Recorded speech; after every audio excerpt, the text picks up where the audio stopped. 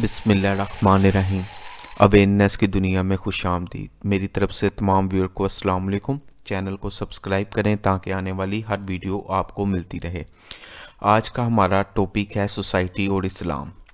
यानी कि आज हम डिस्कस करेंगे सोसाइटी के बारे में और इसके साथ अपने मज़हब इस्लाम के बारे में कि आया हमने सोसाइटी को ज़्यादा फोकियत दी हुई है कि अपने मज़हब को ज़्यादा फोकियत दी हुई है। इसका जो भी मामला है हम सारा कुछ हमारी आंखों के सामने में, क्योंकि हम इस्लाम के बहुत से अहकामात सिर्फ इस वजह से मानने से इनकार कर देते हैं या नज़रअंदाज कर देते हैं कि फ़लाँ शख्स क्या सोचेगा या मेरा मिलने वाला बंदा वो क्या सोचेगा या वो क्या कहेंगे। इस पॉइंट ऑफ व्यू से हम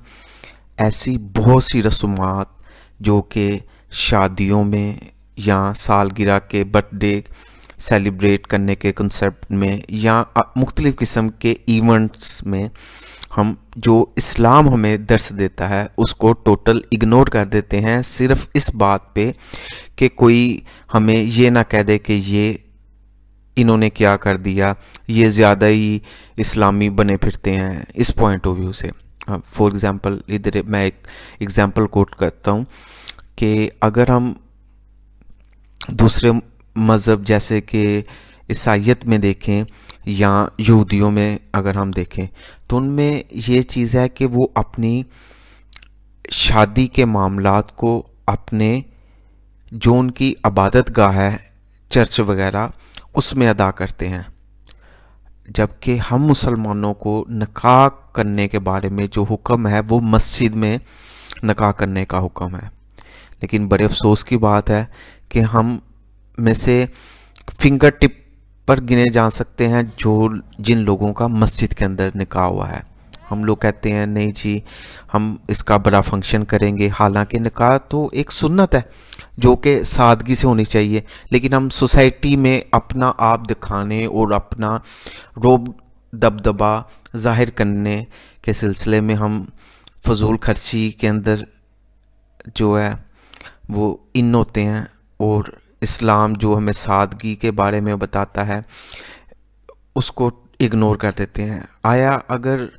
हम अपने अंदर ये सोच पैदा करें कि अगर हम इस्लाम पर चलें, क्योंकि इस्लाम हमें माशरा इस्लामी जो बनाने का दर्स देता है, इस तरह के अमन का माशरा किसी और मज़हब में नहीं है। इस्लाम हमें जो हमसायों के हकूक़ के बारे में बताता है, ये हमसाये हमारे और हम ये इर्द गिर्द का मोहल्ला ये मिलकर ही एक सोसाइटी बनता है। इन सब के साथ उसने सलूक के बारे में जो हमें इस्लाम बताता है वो किसी दूसरे मज़हब में नहीं बताया जाता। तो इसका मतलब यही है कि अगर हम इस्लाम पे चलें तो हम सोसाइटी को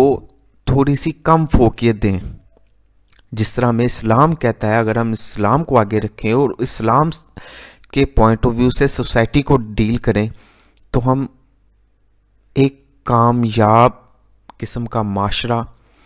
और एक पुरअमन माशरा, एक पुरअमन सोसाइटी बना सकते हैं। लेकिन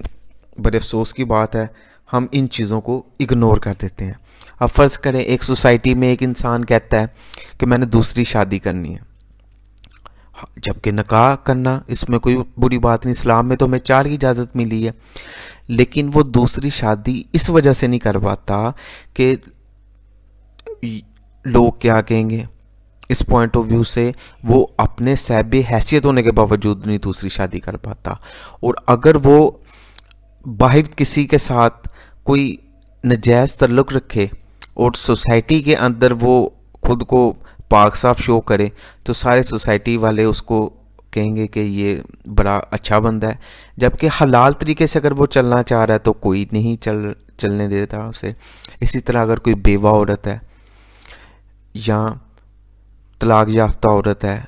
क्या उसका राइट नहीं बनता कि वो दूसरी शादी करे?